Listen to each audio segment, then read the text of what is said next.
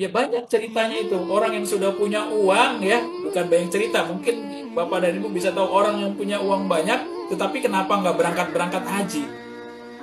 Karena yang ngeberangkatin haji dia itu bukan duit dia.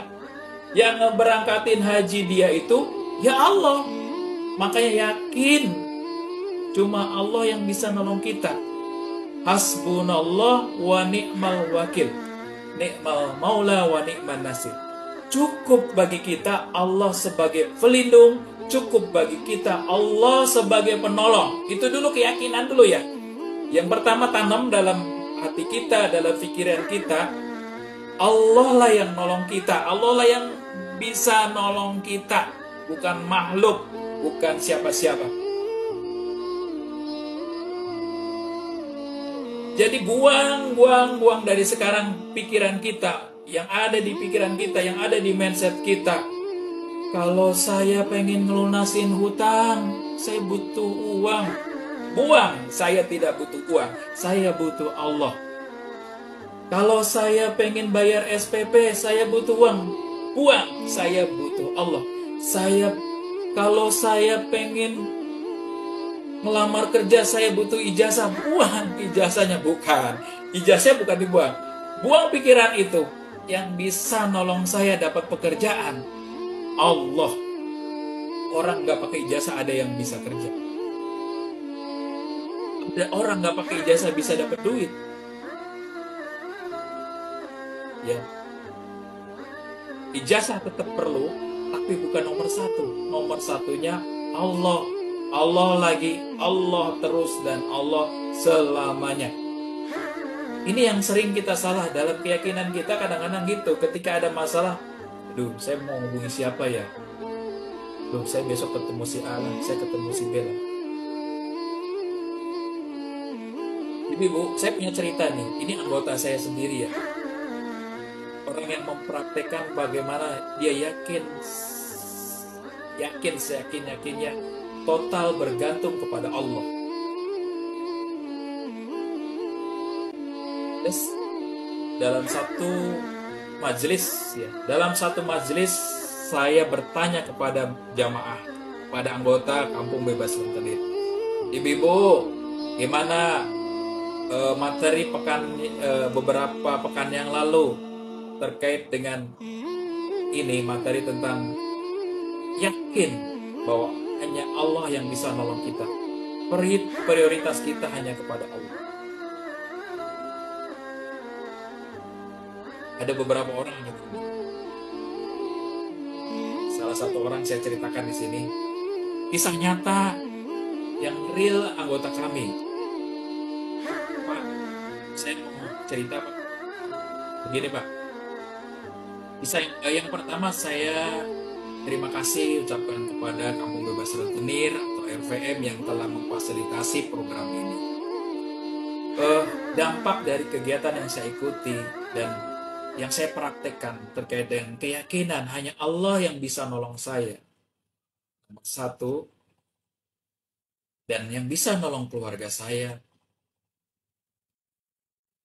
Dampak yang pertama bagi keluarga saya, Pak. Suami saya dulunya itu nggak pernah sholat ke masjid atau ke musola.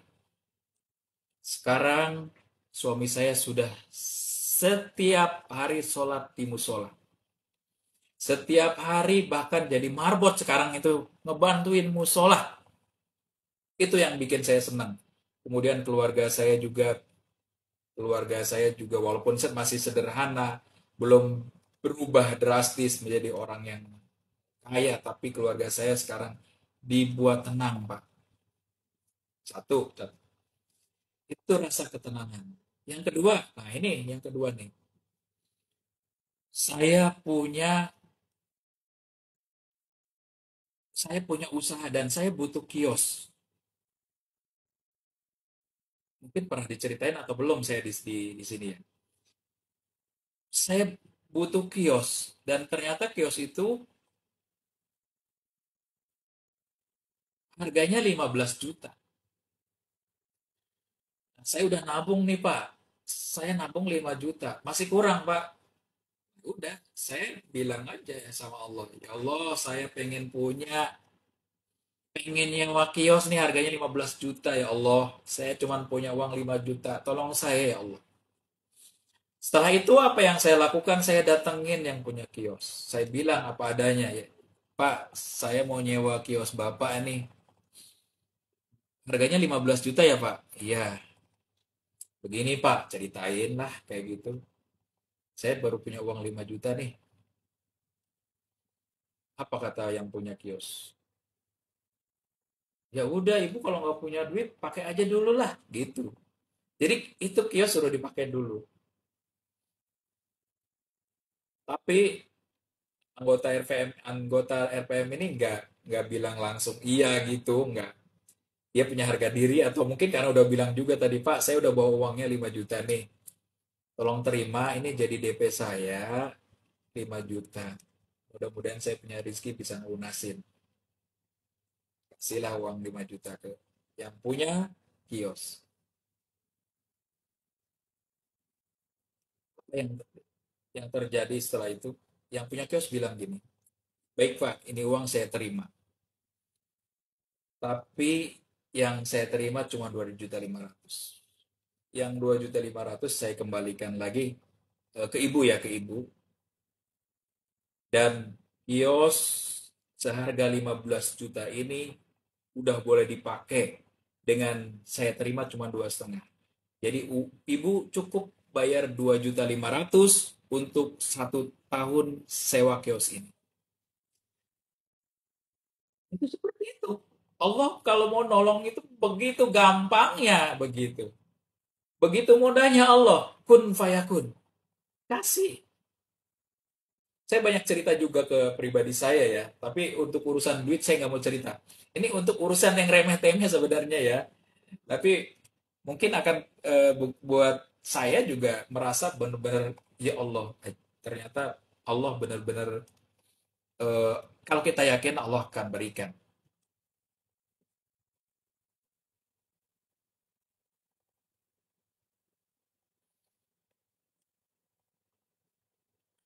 Suatu saat, suatu hari lah kayak gitu,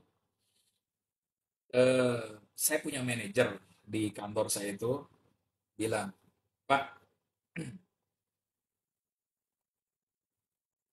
anggaplah saya nggak sebutin inilah, saya takutnya terlalu ini ya. Eh, kita mau ketemu ada salah satu pimpinan daerah lah kayak gitu ya. Pak, kita kan mau ngobrolin tentang ruko tuh Pak. Bapak punya nomor WA-nya beliau nggak? Beliau ini istrinya salah satu pimpinan daerah.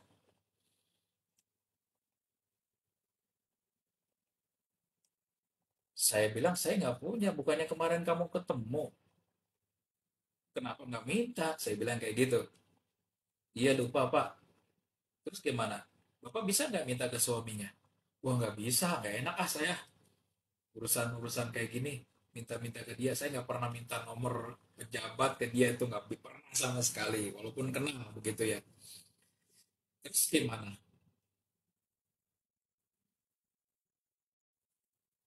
Ya udah, masa kita punya ilmu, praktekin aja ilmu. Udah kita minta aja sama Allah. Minta sama Allah. Ya saya doa lah. Ya Allah, saya butuh nomor WA-nya istrinya pejabat ini. Pimpinan daerah lah kayak gitu. Istrinya pimpinan daerah. Gitu saya sebut.